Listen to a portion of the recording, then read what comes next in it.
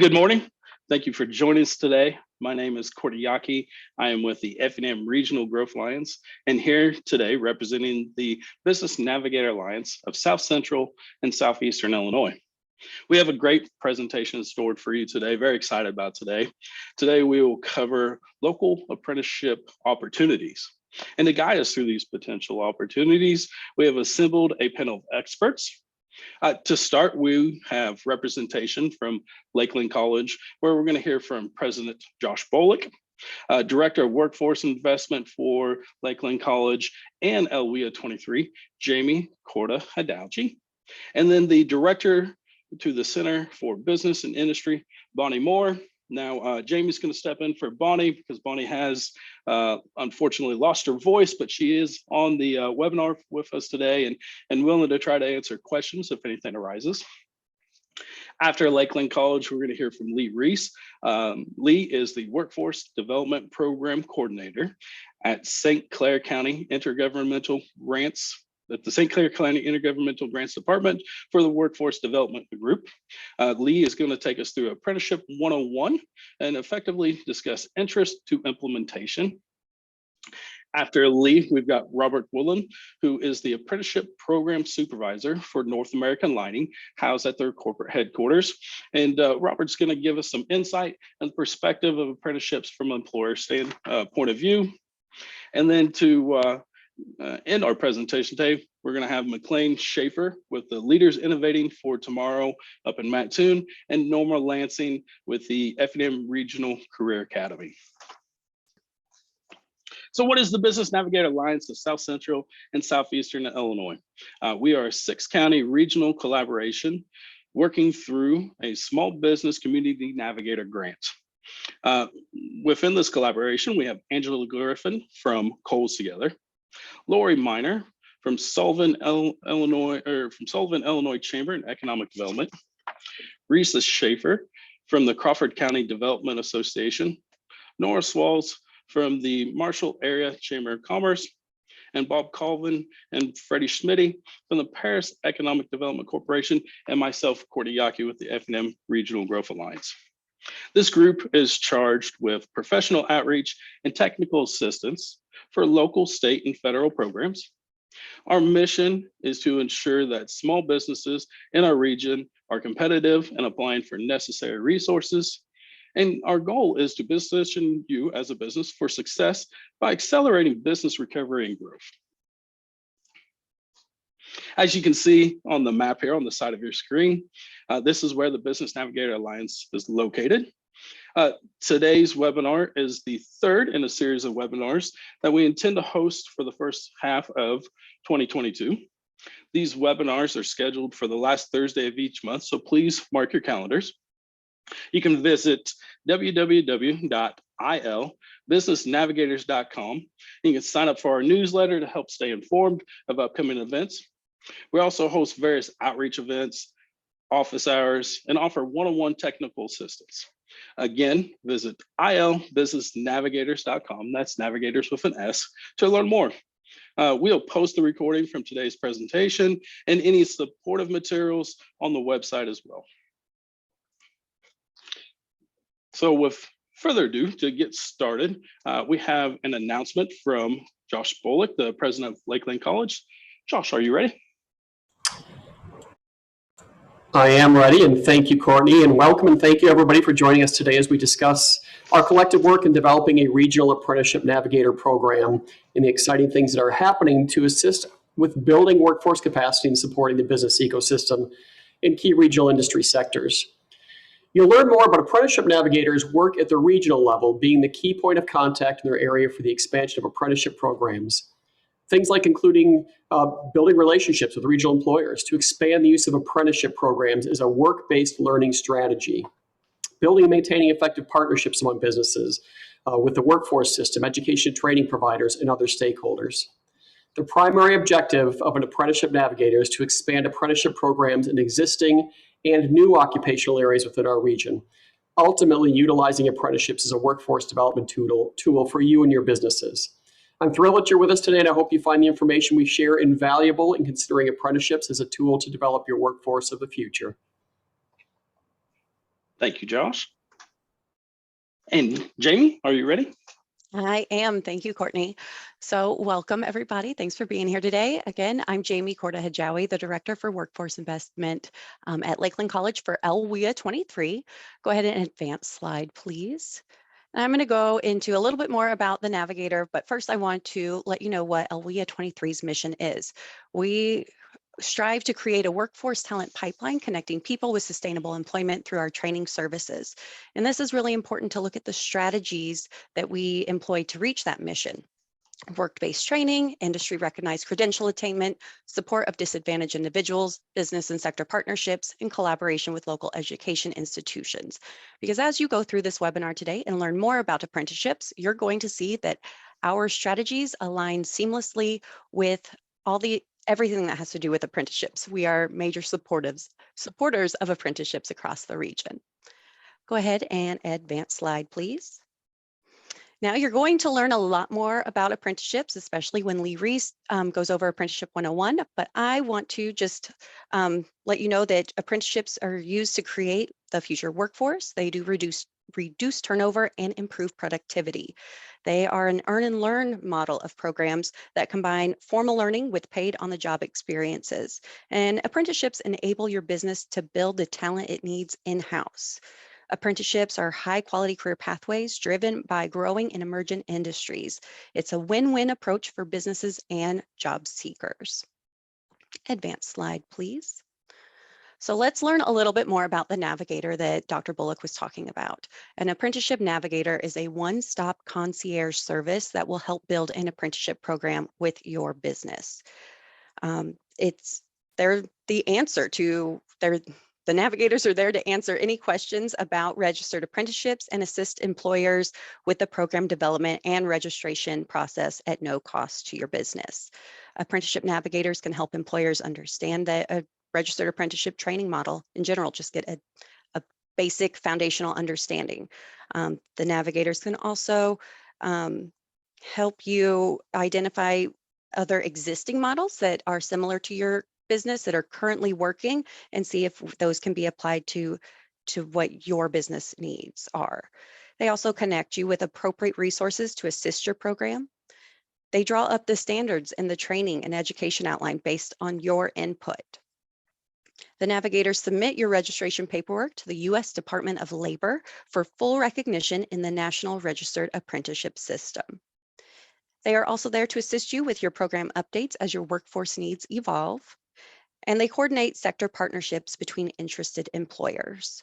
So the Apprenticeship Navigator, what they do is really in the name. They help you navigate the entire process from start to finish of developing, implementing, and carrying out an apprenticeship program at your business. So here's a little something you did not know about the Navigator, though. Go ahead and advance slide. So the Navigator, it's not a single person. It is a consortium, a spider web, if you will, of support and resources. And then we are looking for a navigator when we talk about it is an individual sense that is the center, the spokesperson for that consortium.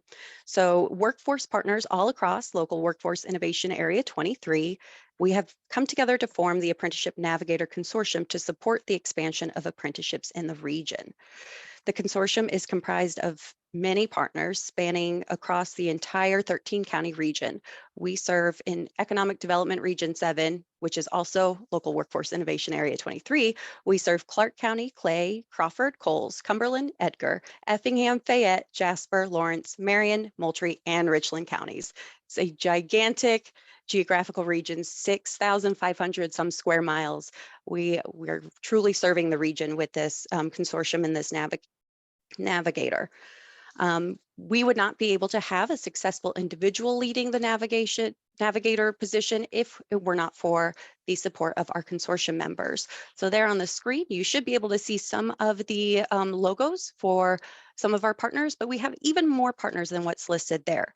So not only do we have Lakeland College, Kaskaskia College, Illinois Eastern Community Colleges, Illinois Department of Employment Security, the Illinois Department of Rehabilitation Services, Effingham Regional Growth Alliance. We also have Paris Economic Development Corporation, otherwise known as PEDCO.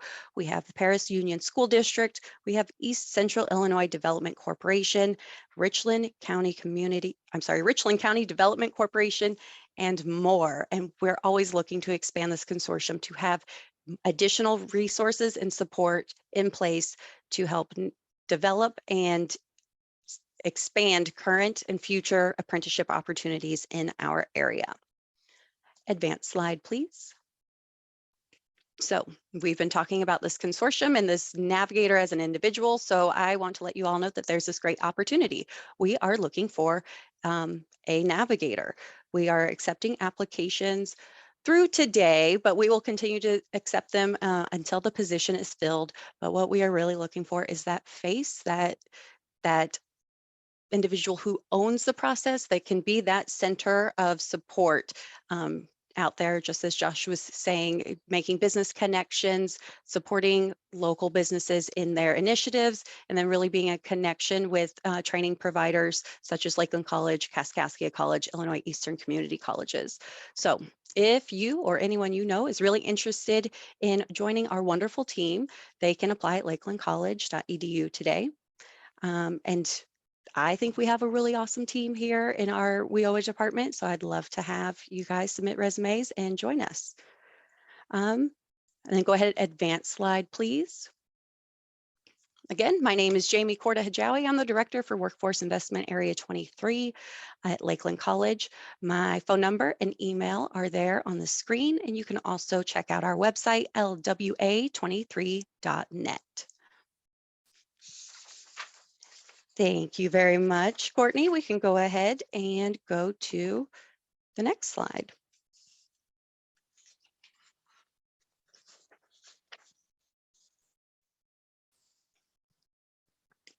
So thank you very much, Jamie. This is the part that you're going to cover for Bonnie. Okay, that looks a little different than what I have in front of me, but I got this. So Lakeland, in addition to the navigator, that is one part of the apprenticeship initiative.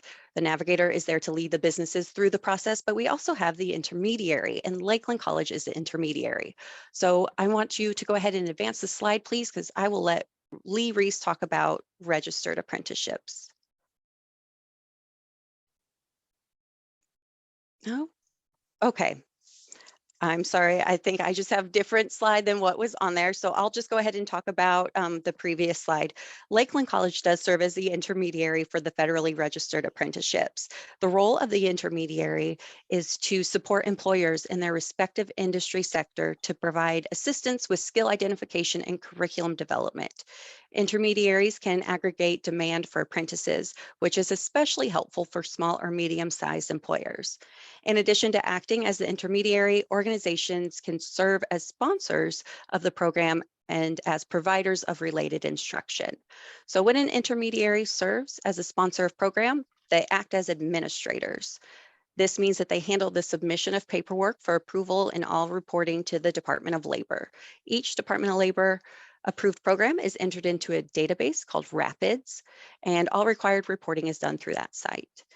At this time, Lakeland College has programs where we serve as the intermediary, the sponsor, and or the provider of the related training instruction. If you have interest in implementing a program, there are 5 general steps to follow. First, you can contact Bonnie Moore at Lakeland College or the Department of Labor apprenticeship representative who will complete a referral to Bonnie. Next, the program must be built by providing new sponsor information or completing an online standards builder. Once the program is built, it must be reviewed for the approval utilizing the sponsor's operational input and customized standards of apprenticeship. When the program is approved, the Office of Apprenticeship or State Apprenticeship Agency receives the final standards of the apprenticeship and a certificate of registration documents. That is the last step to launch the program. As an intermediary, Lakeland is available to both guide and assist your organization through the process. So the biggest takeaway is that the navigator guides the businesses through the process. The intermediary works with the navigator to guide through the process, but also works with the individual apprentices as well to get all the information into the system and to be able to create a Department of Labor registered apprenticeship program. Thank you. Thank you, Jamie. Wonderful information. Thank you for sharing with us. Next up, we have Lee Reese. Lee is a Regional Apprenticeship Navigator and is going to run through Apprenticeship 101. Lee, are you ready? I am. Jamie and Courtney. So I'm Lee Reese. I'm with St. Clair County Intergovernmental Grants Department, Workforce Development Unit. I'm the Director of Workforce Development for 5 counties, St. Clair, Monroe, Randolph, Clinton, and Washington counties. But prior to my promotion to this position in January, I was the Regional Apprenticeship Navigator for Economic Development Region 9 for the last 3 years, which also includes Madison, Bond, Calhoun, and Jersey counties. So I had 9 counties. So you ask why apprenticeships? Next slide, please. So there are 2 frictions in the workforce. The first being the worker, and they want to know, how will I finance my education? And is employment a guarantee? So if I go out and spend all this money and get this education, are they the right skills to find employment? The second being the employer. There's high candidate fatigue because of lack of necessary skills. And there's a high cost for test driving an individual that does not have the right skills. Registered apprenticeship kind of addresses both of these frictions. Next slide, please. So 5 parts of a registered apprenticeship are the related training instruction, on-the-job training. Okay, all right. Related training instruction is instruction can be online. It could be through an industry recognized trainer. If you think of ASE, a lot of their modules are online. It can be through a secondary education entity or a post-secondary education. I have some apprenticeships that they're in the high school, doing their apprenticeship in high school and working with an employer, or they could be through a college. And then they can also be a subject matter expert within an organization themselves, could be deemed by the ATR or the apprenticeship training representative to be a subject matter expert, and they could do the training in-house. Next slide, please. On-the-job training. So on-the-job training gives the apprentices a chance to apply theory to the knowledge into practicum. So they take what they learn and then they apply what they learn until they master that particular skill. Gives the employer a chance to train people to do things their way. Next slide, please. Mentoring. Mentors, they transfer institutional knowledge, but they also do something very important, the business's cultural knowledge. That's where that mentor plays a huge key. So some failures within organizations as far as hiring is they get an individual in with the right skills, but they're not the right fit for the employer. So an apprenticeship helps solidify that piece of the need. Next slide, please. Reward for skills gain. Reward for skills gains could be monetary or something of value. But what is important about them is as the individual progresses through the apprenticeship and they demonstrate knowledge and proficiency, they are rewarded throughout the apprenticeship. And for the apprentice, they see a steady gain in income or value, and it helps bind them to the company as far as a retention strategy. Next slide, please. And the last piece is a U.S. Journeyman's Card. It's actually a certificate from the U.S. Department of Labor, but what is important is under the reciprocal agreements, all 50 states recognize a registered apprenticeship as well as U.S. territories. So if an individual, for whatever reason, has to move to another state, they don't have to go through any licensing situation. They may have to add some skills, but they'll be able to use their Journeyman's Card to seek employment. Next slide, please. 3 types of apprenticeships. There's time-based, competency-based, and hybrid. Time-based is just as it says, a certain number of hours accrued, you complete the apprenticeship. Competency-based, although it still has to be at least a year, the competency-based says that when the individual achieves the desired competencies for the skills needed for the employer, then they have completed their apprenticeship. And then hybrid is a combination of both. You usually see hybrid in 1-year apprenticeships because even though you're 2,000 hours for a 1-year apprenticeship, maybe they finish at 1988 and they're proficient, then they're done because they have done the competency part. Next slide, please. So related training instruction arrangement, there's basically three types. There's front loaded, where they maybe do all their college or high school or education piece in the beginning, and then they do their on the job training. Then there's backloaded, where maybe they do the college or training after they've done their on the job training.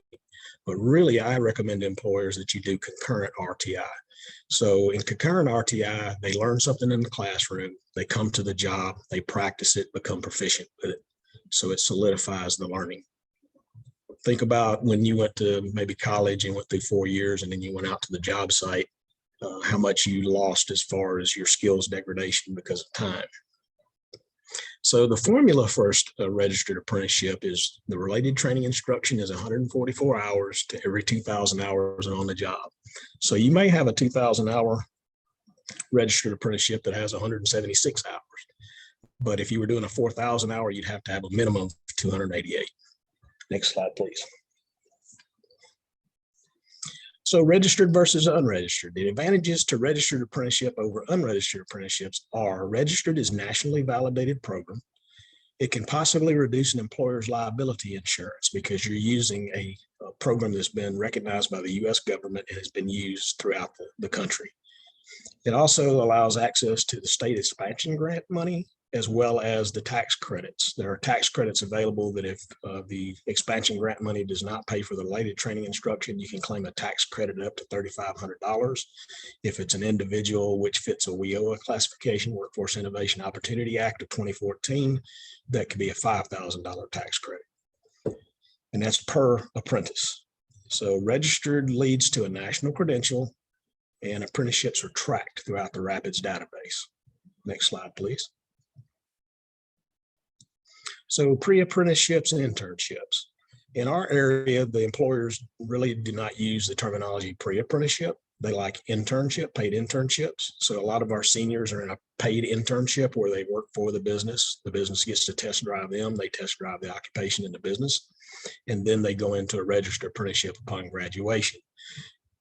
Regardless of what term you use, the pre-apprenticeship internship, it gets the individual up to par and ready to be in a successful registered apprenticeship and succeed. Next slide, please.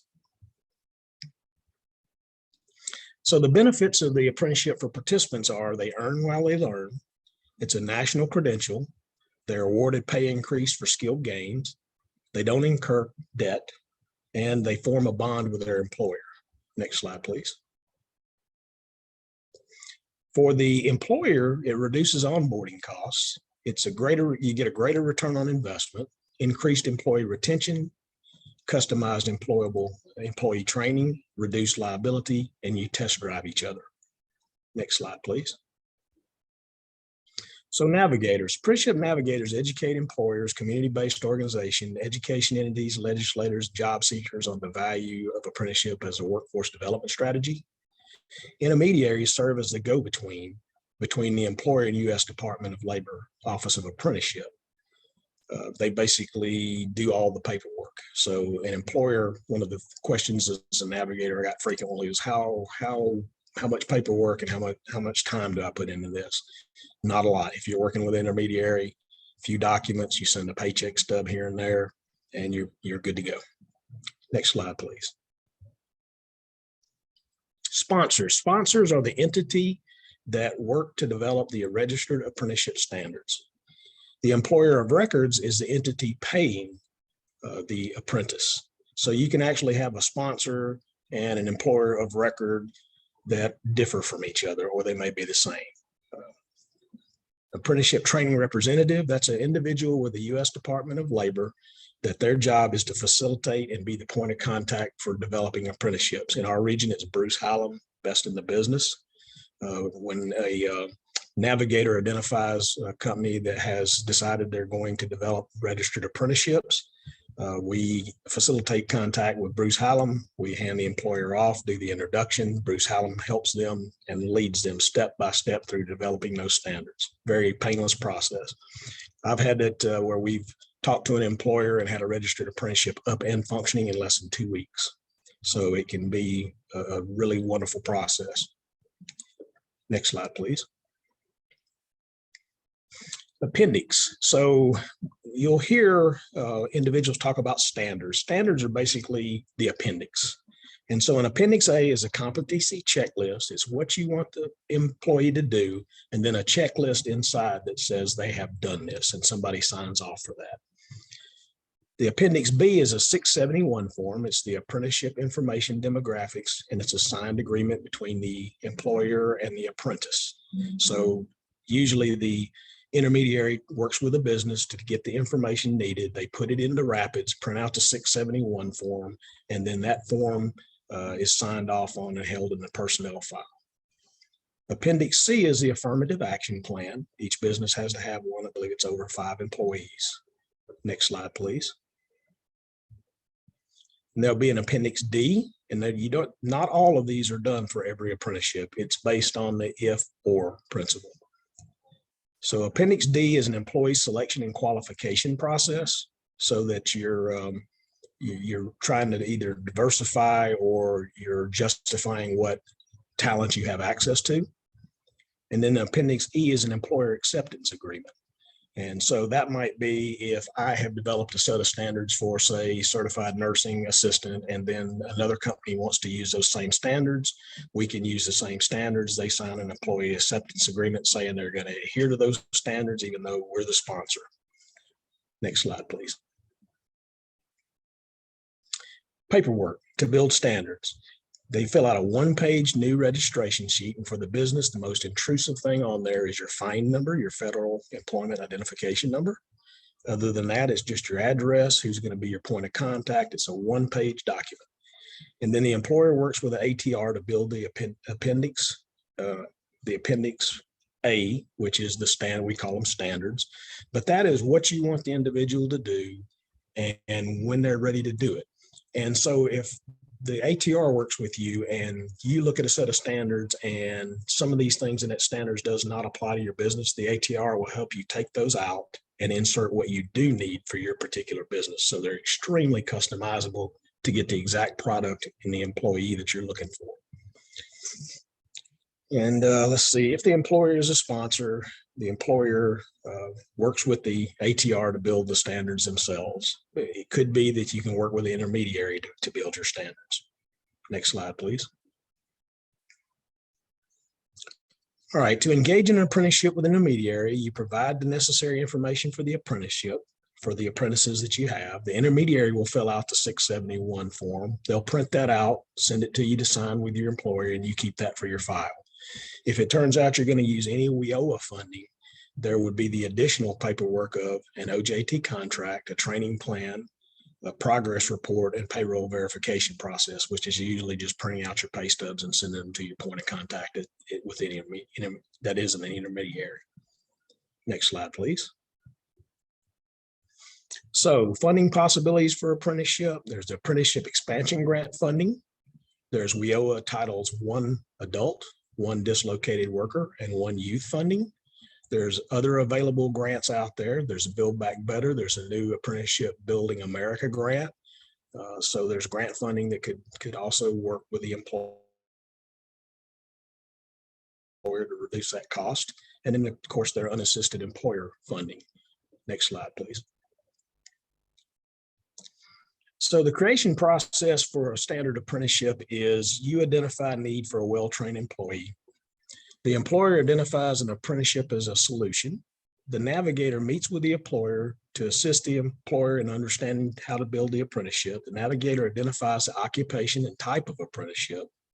Once the occupation and the type of apprenticeship is identified, then they refer the employer to an intermediary or to the ATR to finish the process.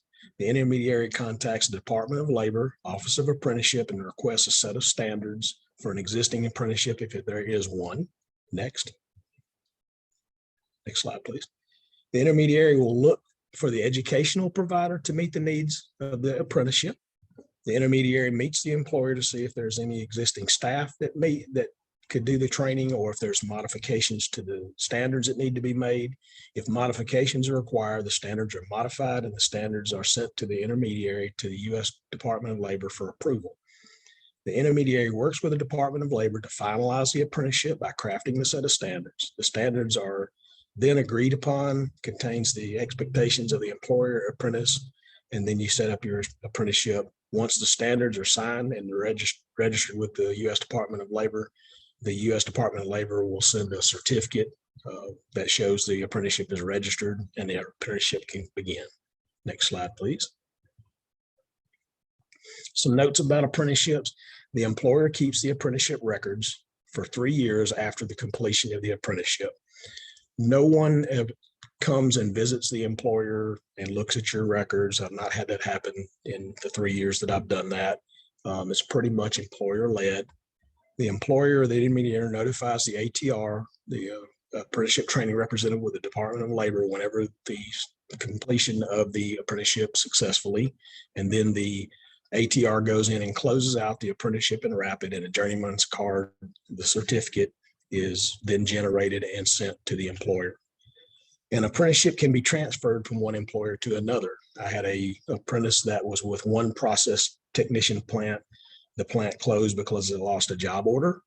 That individual then went to work at Phillips 66, another process plant, and at Phillips 66 agreed to pick up the apprenticeship. They finished the on-the-job training hours and the individual received their credential.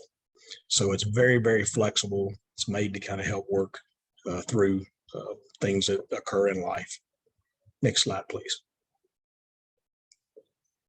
The employers can name their apprenticeship anything they want, but the U.S. Department of Labor may have a different title because of ONET codes.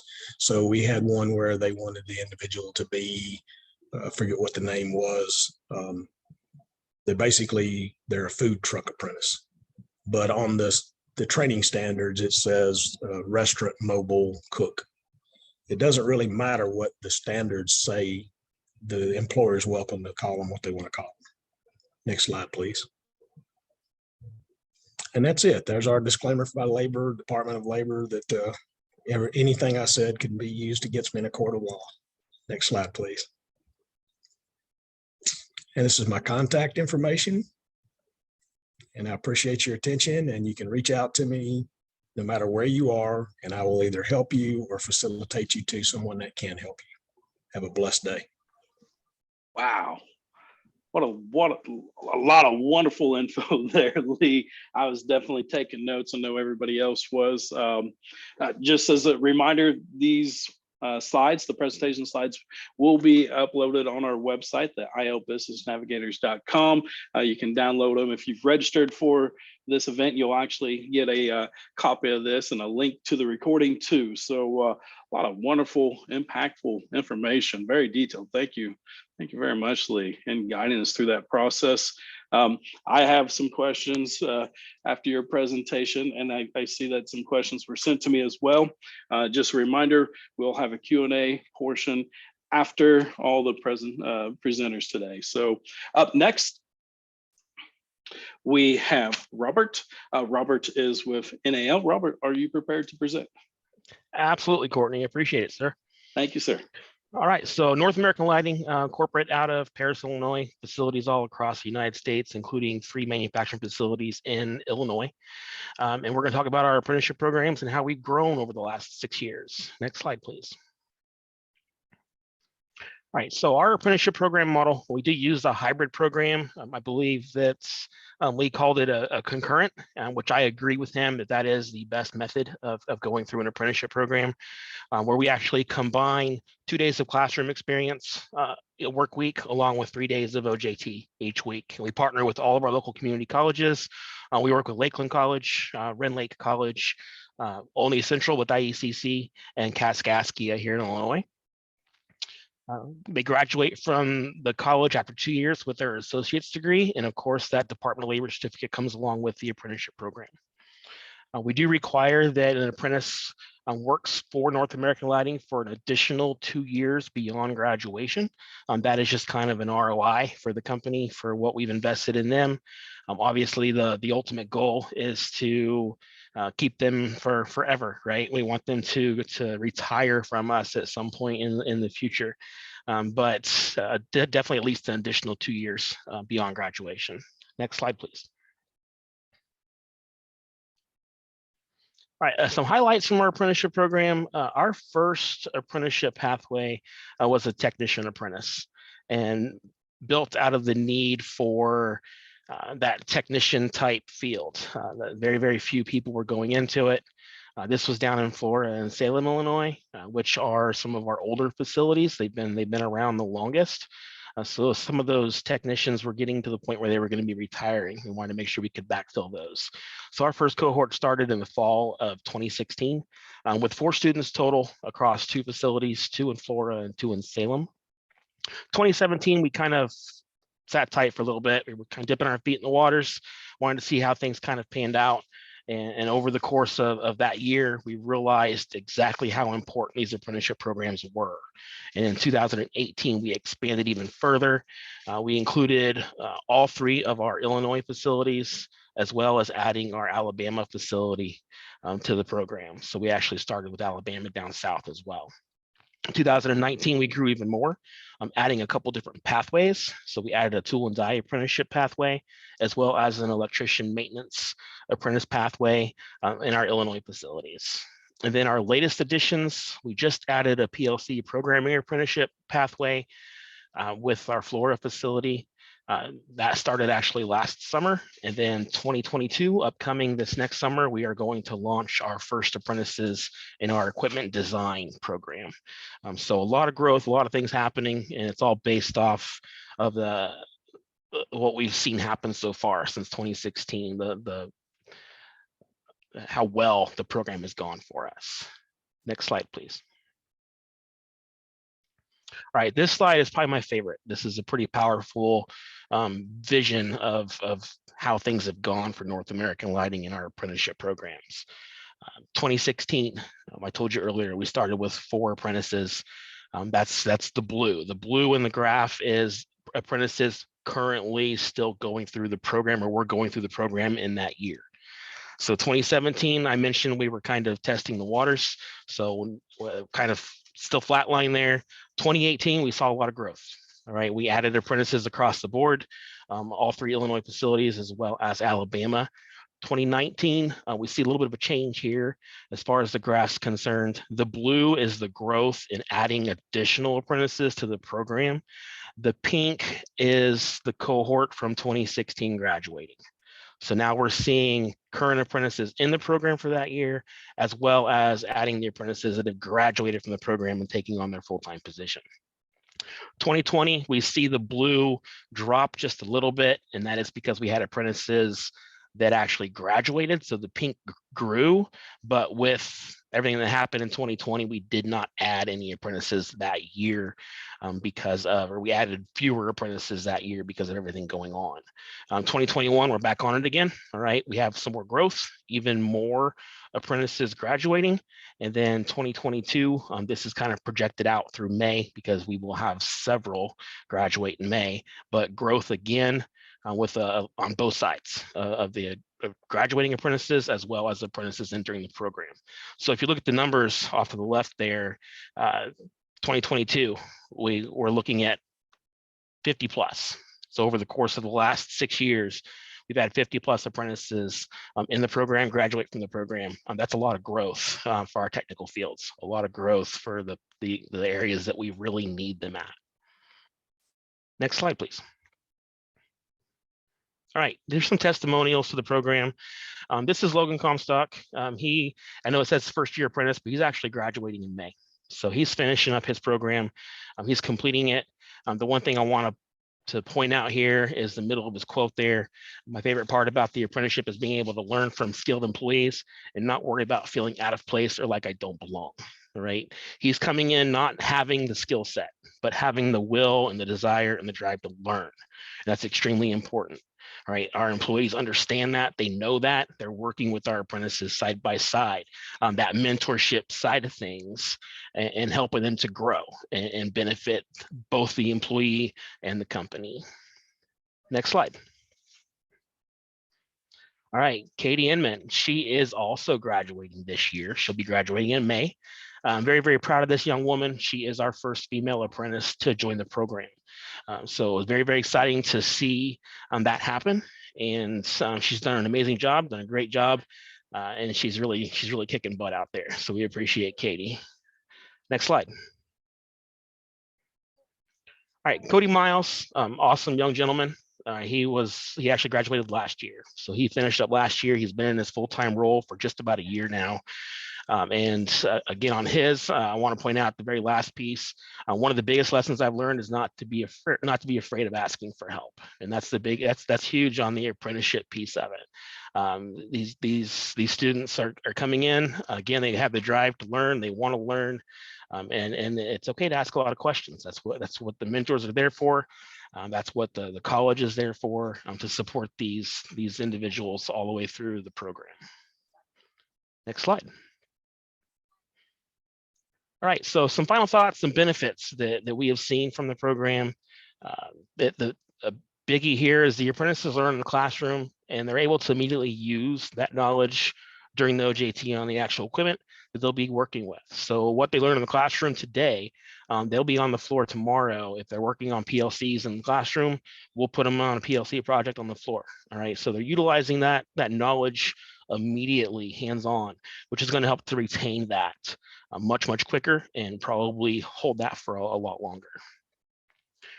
Second bullet, fill highly technical positions by growing your own. I know Jamie mentioned earlier that homegrown talent, and definitely growing your own talent and retaining that talent. That's important because you've got a relationship with this individual. All right, you're taking care of their school, you're paying for their college, and they feel something. I mean, they got ownership in it. So retaining that talent. Just as a heads up, FYI, through 2016 through now, we've only had one team member leave the company after completing the program. So that 50 plus that we have brought in, we've only had one, and he ended up having a better offer someplace else. So he took the knowledge that he learned through the program and used it to benefit himself and went on to another company. But just he did give us his 2 years, so he was good to go. He was all set. Right. And again, I already hit it earlier. Over the last 6 years, North American Lighting has created a pipeline of talent with over 50 apprentices completing or currently in the program. Next slide, please. Right. Here is the contact information. We on our website, nal.com, that goes into the apprenticeship program that talks about it a little bit. And then there is my contact information there. I am more than willing to help out in any way, shape, or form. If there's an employer out there that's got some questions on how to start, how to grow, on what they got going on, feel free to reach out and I'll help the best that I can. Thanks, everybody. Awesome job, Robert. Thank you, sir.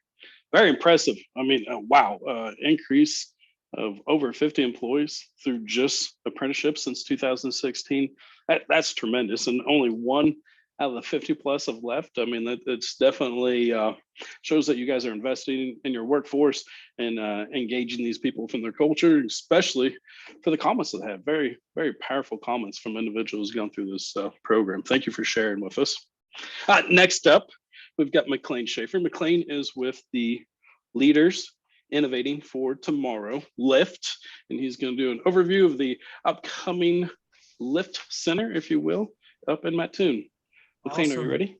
Yeah, thank you, Courtney. I appreciate it. Some incredible presentations happening about everything that we can do for building the workforce. And I hope to offer some information on LIFT and what LIFT is going to offer regional high school students as far as connecting them to that workforce. So a lot of the focus so far has been with our community colleges and apprenticeship programs, and in some form or fashion, in some cases, our high school students in some ways are an untapped resource. So I want to talk about LIFT and how we kind of partner and send kids with these pathways into the workforce, into our colleges for advanced degrees and such. So again, my name is McLean Schaefer, and I'm the director of LIFT. Next slide, please.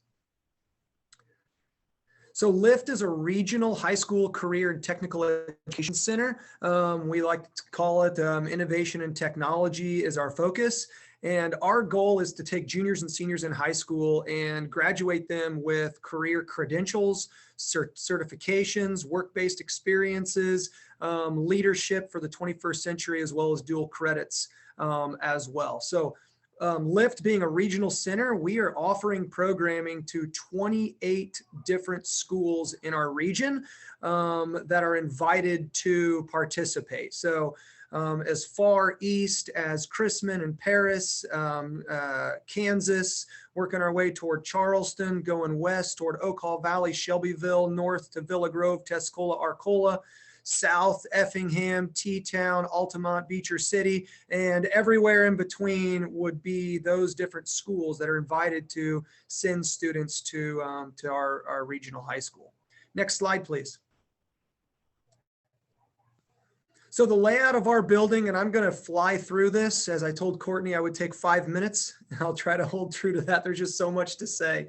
What you can imagine is downtown Mattoon, if you've ever been here before. Our old Consolidated Communications building, which is the only skyscraper in downtown Mattoon, has 6 floors and a basement. So there'll be 7 total programs or pathways for kids to participate in. And as you see here, starting from the basement and working our way up with a communications, broadcasting, marketing pathway, childcare, early education, information tech, which we're calling Google of the Midwest, HVAC, green energy, robotics at our 3rd floor, manufacturing, construction trades on our 4th floor, a leadership institute on our 5th floor, and then culinary arts, restaurant, hospitality on our 6th floor.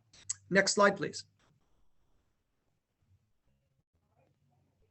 Awesome. You can advance that one more time. So as far as students that are invited to attend, we've got about 60 that can attend per floor per day. So 420 would be about our capacity to start this program. So there'll be 3 sessions often offered in a day. You could see those times down there in the corner on when students might be able to attend. So they would attend Lift for part of their day, and then they would be back at their high school for the remainder of their day, finishing any of their coursework that they might have.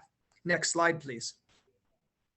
So you can click through these. I just want to give you a feel of what Lift will look like and feel like. Again, I'm not going into specific courses, but what you can imagine here in our communications pathway in the basement, that there are a menu of courses that students can then choose to take within this communications pathway that are connected to those industries, certificates, credentials, workplace experience, dual credits, etc. So although I'm saying communications, I want you to think of that as a pathway with a menu of courses that connect to that. So that's what this might look like. If you go to the next slide, you'll see our childcare and the 1st floor feel on what that's going to look like.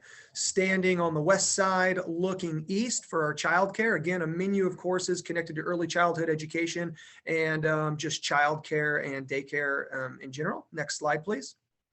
IT for our information tech, powered by Cisco Meraki and our friends at K-12 ITC. Again, Google of the Midwest here, cybersecurity, networking, coding, anything you can imagine will be offered for kids in this space. Next floor, please. HVAC Green Energy, Johnson Controls is our national partner there, offering all of our commercial HVAC equipment.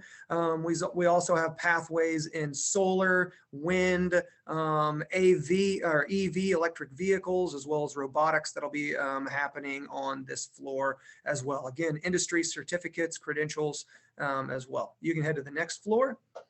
Those two kind of go together with our construction trades and manufacturing, along with our HVAC. So again, certifications in electricity, carpentry, and all the fun stuff in manufacturing, including playing with some FANUC robots and getting some certifications through NOCTI on these floors as well. So next floor is our leadership pathway. We're a leadership school first that produce leaders within the different pathways and different career fields. So the Leadership Institute, powered by Franklin Covey and their All Access Pass.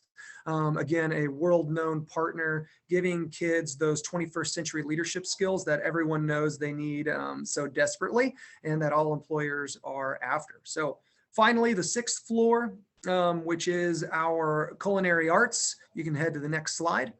is our culinary arts hospitality pathway, where kids will be running a full service restaurant on that rooftop area. So again, one of the key things that connects to this, this webinar specifically is that every single one of our pathways, by the time the students have worked through the content, we have a workplace experience course that kids will engage in. So as communities are sending and school districts are sending their kids from all around, our hopes is that they graduate as seniors with the necessary skills and move into a workplace experience, say that senior year, either their first or second semester, and engage in putting those skills to practice at a local industry, at a local business. And again, the regional impact that that can have, that will have, is going to be tremendous. So you can advance to the next slide, and we'll probably just skip through that. The timeline basically talks about enrollment, which is going on currently.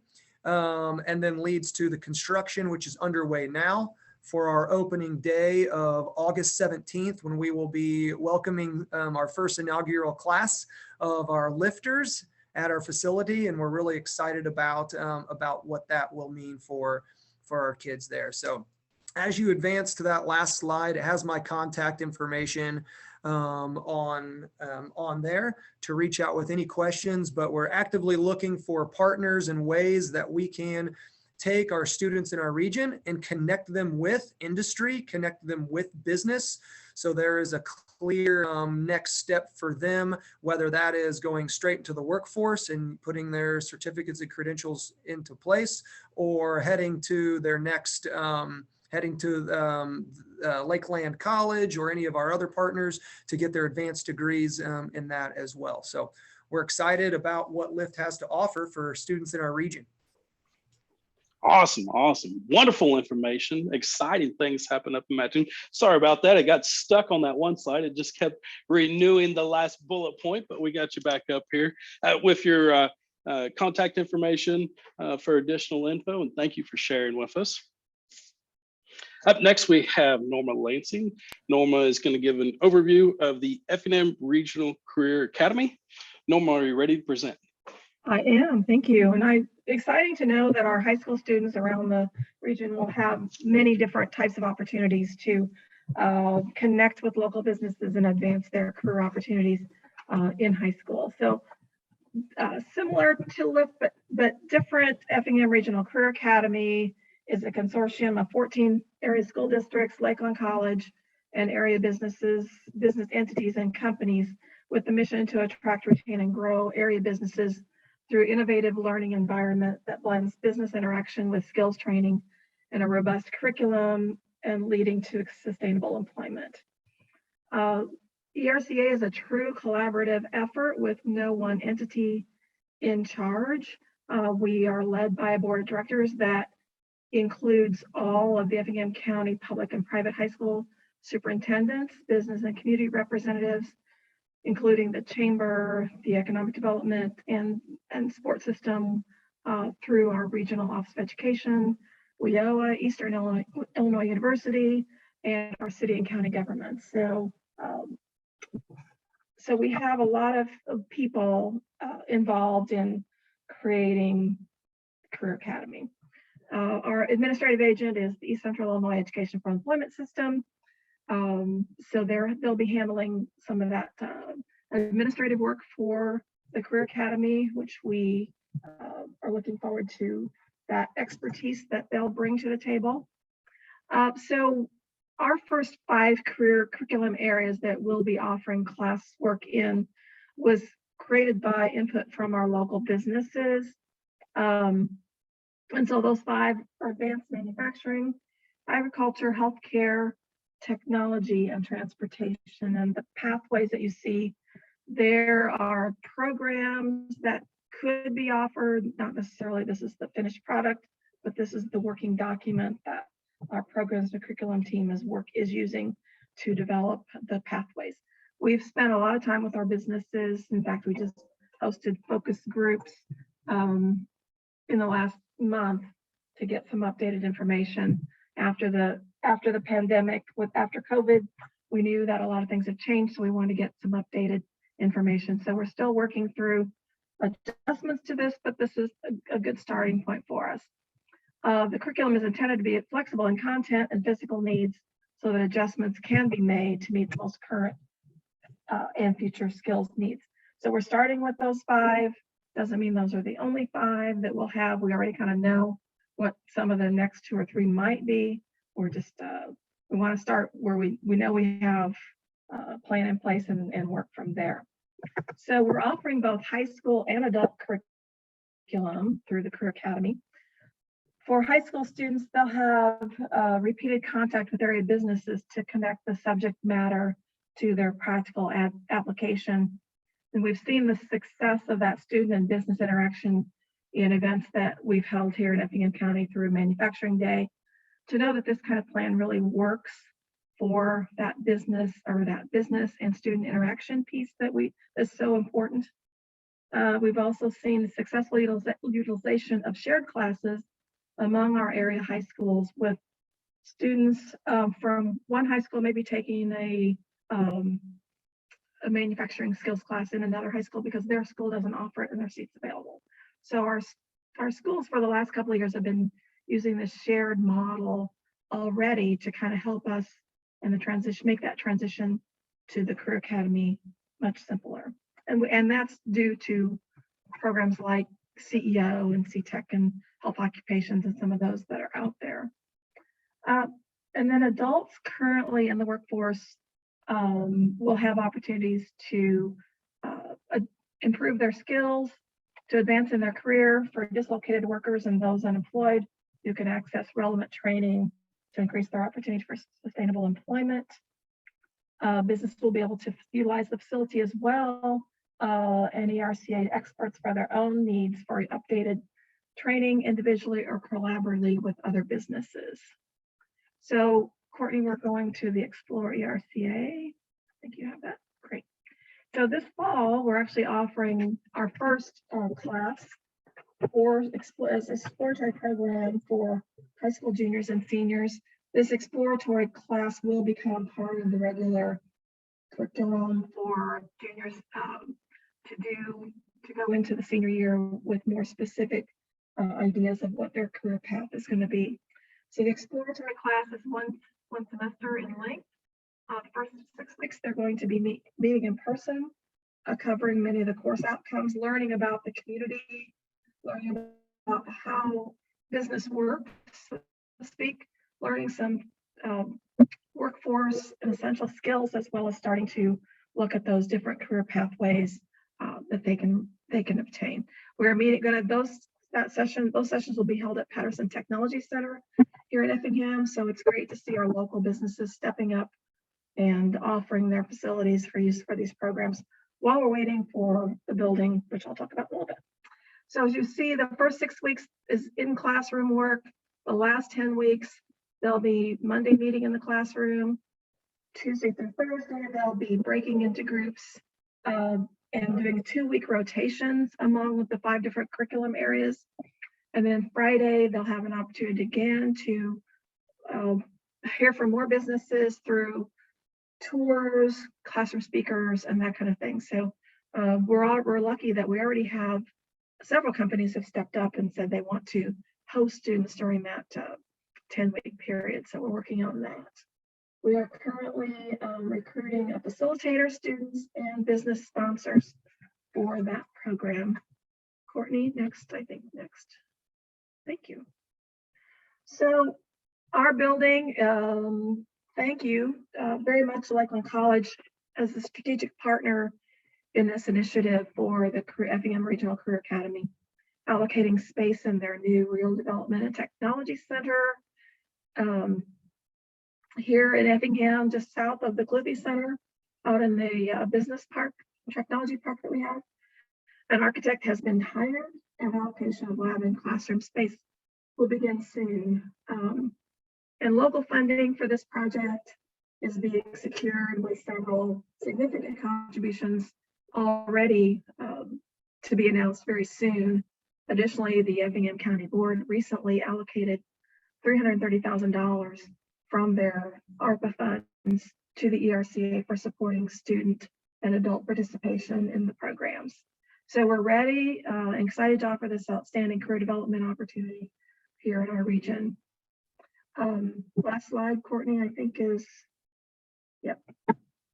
Like us on Facebook, check out our website, and that's what we have going on.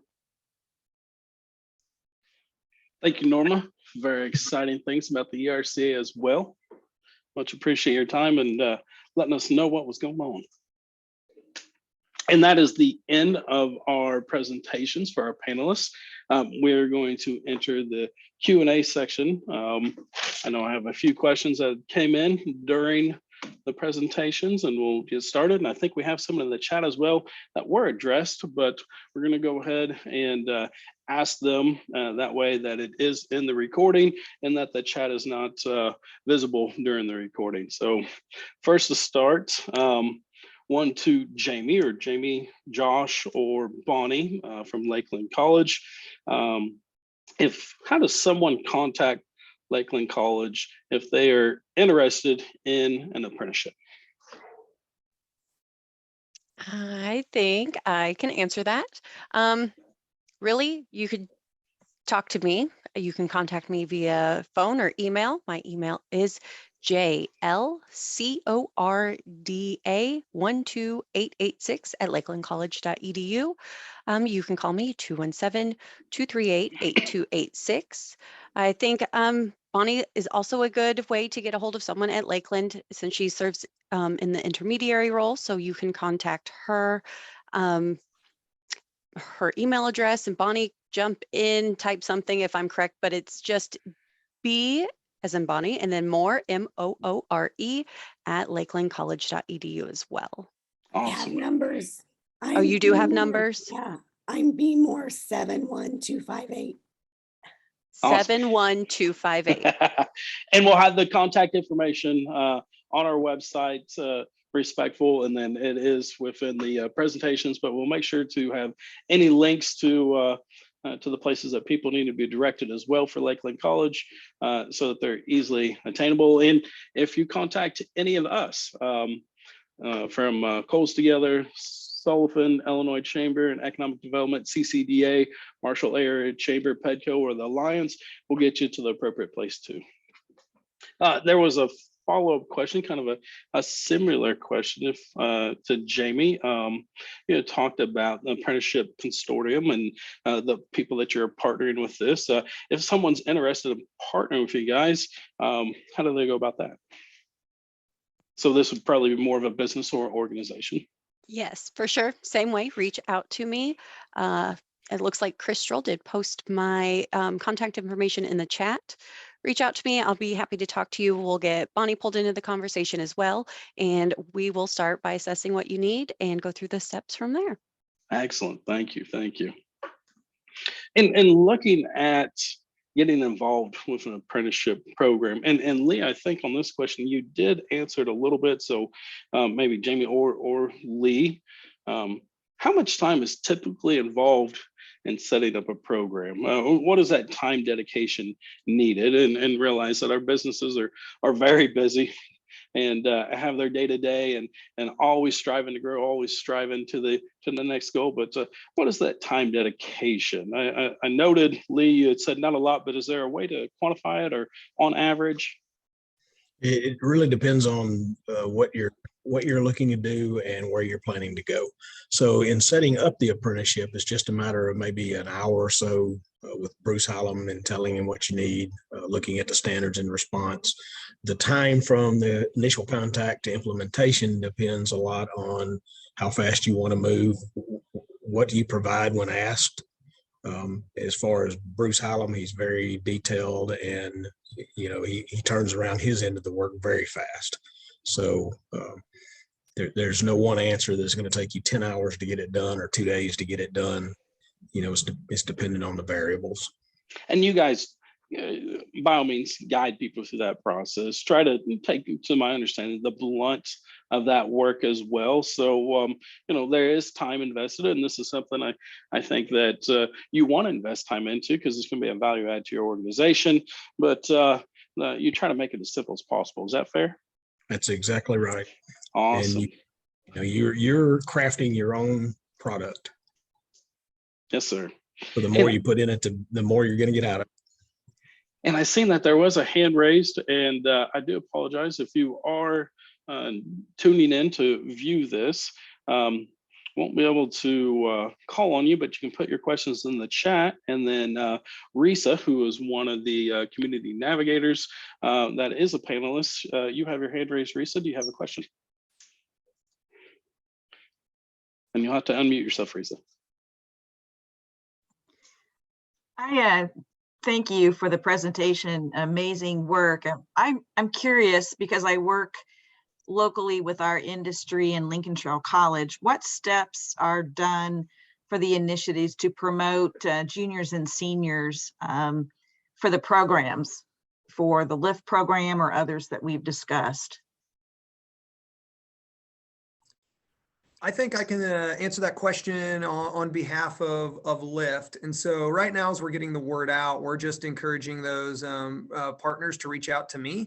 And then we basically add that to our list of partnership programs. So as kids are leaning toward their senior year and finishing up their program, we have clear pathways on some opportunities for them at graduation. So if that is toward community college, to some advanced degrees, apprenticeship programs, straight to the work, whatever that is, we have a clear connection for them to be able to do that. So that's the first way. The second way will be as we have career fairs and opportunities for our partners to actually come and sit and meet with our kids in person. Those events will be happening quarterly or every semester within LIFT. And so we'll be sending out those invitations and those invites in order to sign up to meet with our kids directly to talk about some steps specifically to your programs. And Norma, do you have anything to add to that? I was just getting ready to unmute myself. So in Effingham, or in the Effingham Regional Career Academy, our guidance counselors at our high schools are certainly ready to help students. But we're also, through our website or through the Facebook page, we can connect students because we've already been contacted by some private schools, homeschool students, people like that who maybe need a little bit more connection to how they can involve themselves in this business connecting piece. So that's how we're structuring it right now, that our guidance counselors are our first line of information to students.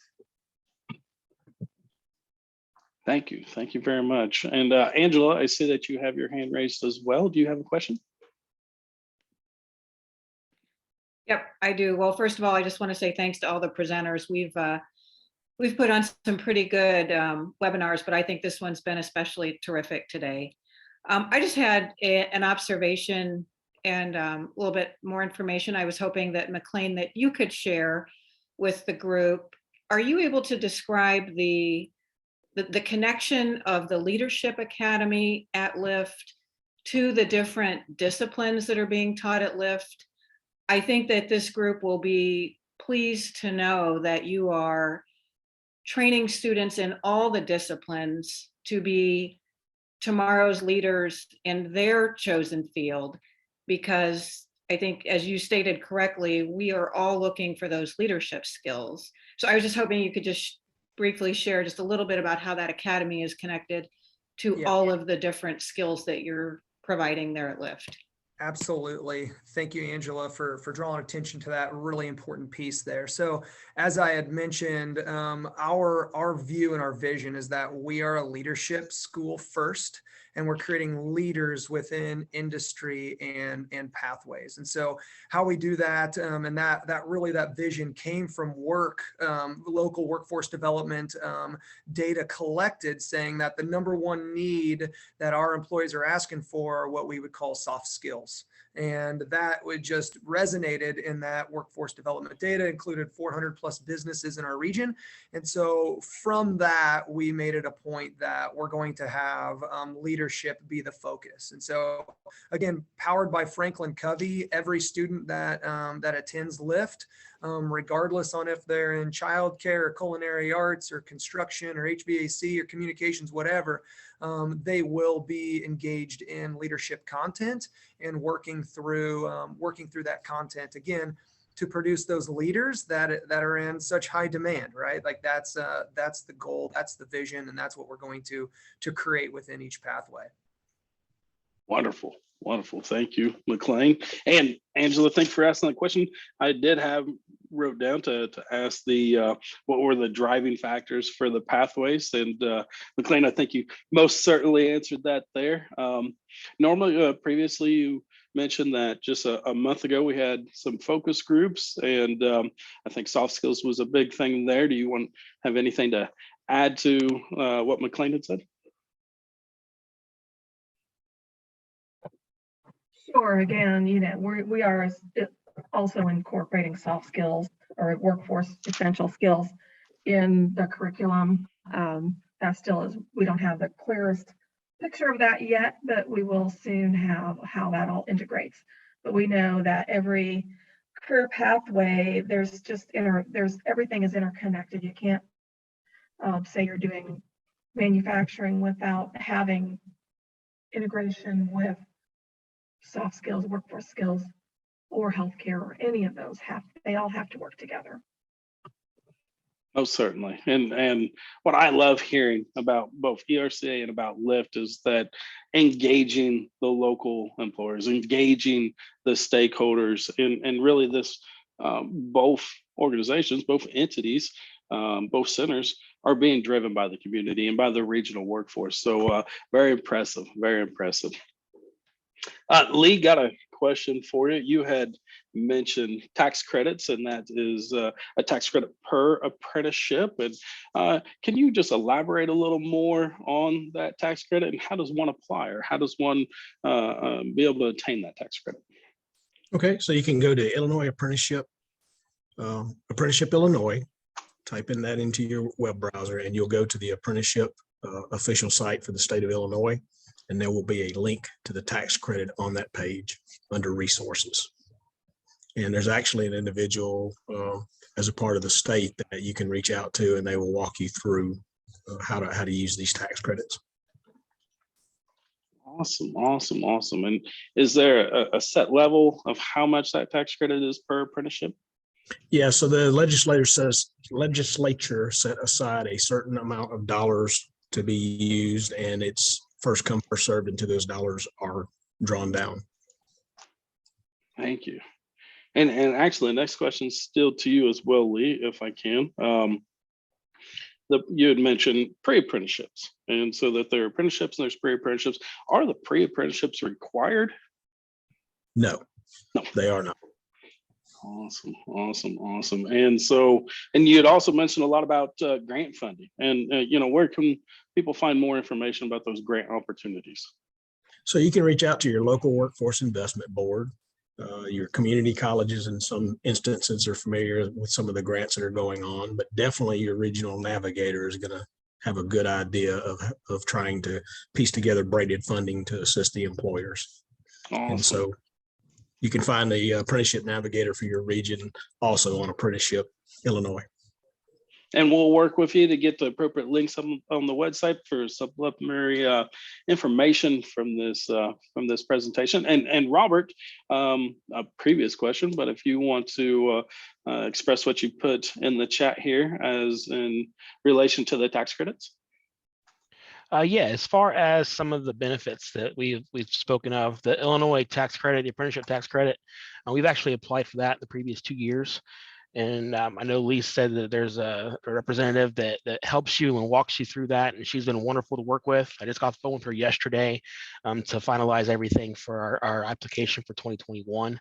But definitely a way to get some dollars back in your pocket from these apprenticeship programs. The expansion grant has been huge as well with down here in this area. with Ren Lake College this last year. So that's helped out tremendously as well, but continuously growing, plenty of opportunity to help grow these programs and lots to take advantage of. Awesome, awesome, awesome. And Robert, during your presentation, there was a question that came in the chat. Bonnie did answer it, and maybe you can address it on Bonnie's behalf. But what happens if these apprentices do not graduate? Right. That's a very good question. And I think that's going to be on a case-by-case basis. We've had one scenario actually down in Alabama where we had a student that started the apprenticeship and got about a semester into class and decided that it's not really what he wanted to do anymore. So it was kind of a test drive from what he was looking at, but he did love the environment. He wanted to continue working for NAL, but he wanted to do it from a different standpoint. So we went ahead and agreed to absorb him into a full-time employee in a different position. And because he continued to work with us, there was no payback as far as having to recover tuition or anything because he was still an employee. No, certainly. So you got an opportunity to grasp that individual. You got them in there through an apprenticeship. So another avenue in building your workforce and recruiting employees. It didn't work out, but you were able to put them in a different position. That is wonderful to hear. Absolutely. That is wonderful to hear. And Robert, I'll continue with you. The 2016, when you guys first started this, what were the biggest challenges? What were the biggest hurdles in getting this up and running? The biggest hurdles to get up and running were honestly more internal. I think a lot of upper management, everybody's kind of about the right here, right now. Hey, we need this skill set right now. And they have to remember and understand that an apprenticeship program, you truly are growing your own. So maybe the skill set's not there that you're looking for right this moment, but you're going to grow that skill set. And by growing that skill set, you're going to get exactly what you need out of it in the long run. So that's probably the biggest hurdle, is kind of continuing to sell that to management, to let them know you can't have them right now. They're not quite ready for you yet, but I can promise you once they are ready, they're going to knock it out of the ballpark. Awesome, awesome, awesome. And another question came in through the chat and directed to Lee. Is there any difference between a skilled trade apprenticeship and the apprenticeship program that you shared? So I don't deal with the trades unions very much. They have their apprenticeship programs pretty well lined out and have used them for years. They have an application onboarding process for those particular apprenticeships. But if they're a registered apprenticeship, it's going to be through the Department of Labor. It's going to have the same set of standards that any other registered apprenticeship would have. And any other input from Jamie or even Robert and your guys' experience to address that question? Awesome, awesome, awesome. And we are well past the hour. We did say that we'll continue on the discussion with good questions coming in, good back and forth. One more question come in from the chat. Does NAL have any opportunity for high school students interested in the apprenticeship? So is there an age level? What do you guys look at? Right, we do primarily target high school juniors and seniors when we promote these apprenticeship programs. And I'd say probably the biggest, maybe not really a pre-apprenticeship, but something that we do have on the table for high school seniors. We do have a high school co-op program where we do bring individuals that are interested, come in, work for us for half day through the school year. They're working with that technical skill set where they're working side by side with the skilled technicians. And we expect that to be a direct pathway into the apprenticeship program. We've actually had one student, he's going to graduate this year. Honestly, he'll be graduating in May, but that's how he got into the program. He started with us as a high school co-op student, worked with us his entire senior year. And then once he graduated, he slid right into the apprenticeship program and continued with us. Awesome. Courtney, I would like to add that. Go ahead, sir, please. For businesses, just for information purposes, one of the biggest questions we got in the early stages of apprenticeship was how they could take high school students and the insurance question of that. And so the answer to that is that when a student is involved in a school-sponsored work-based learning opportunity, the insurance is an extension of the classroom, like a field trip. So that's how the employers are able to work with 16, 17-year-old students and have the insurance provided as a part of the school district. Oh, wow. Wow. A lot of wonderful info in this presentation, in this webinar. You gentlemen are packed full with guidance and wisdom, and most appreciate the willingness to share it with us today. And being that we are past the hour, we've had a great Q&A. I think we've gotten all the questions out of the chat. I went through the questions that were sent ahead of time to me and the few that I had to during the presentation. So first and foremost, a most graceful thank you to all our presenters today, the panelists. Appreciate you taking time out of your day to help educate us on these apprenticeship opportunities and for the future and what's coming as well. I think it's a huge tool that we have here to grow our local businesses, grow our economy, and drive people in the workforce, get them skilled and ready to be productive employees. So very much looking forward to the future of what we have here throughout the region, South Central, Southeastern Illinois. And just again, thank you for presenting to us today. The recording of this webinar will be on our website. That's ilbusinessnavigators.com, navigators with an S. We'll have a copy of the slides, any additional links that we need to put up there. We'll have any additional supplementary materials provided to us from the panelists as well that can be downloaded. If you did register for the event today, you will get a follow-up email next week with a copy of that recording and all the information. So definitely keep an eye out for that. This is a series of webinars that we're doing. They are performed monthly by the Business Navigator Alliance. It's always the last Thursday of the month, typically in the morning. We might do one in the afternoon as needed, but our next one, please mark your calendar, is April 28th, the last Thursday of April, where we're going to be talking with Ida of the Illinois Department of Housing Authority and going to discuss housing. So hope everybody joins us for that one as well. Again, wonderful information. I know all of us were very excited to hear this today, and you definitely met expectations. So thank you, everybody. And with that, have a good rest of your day.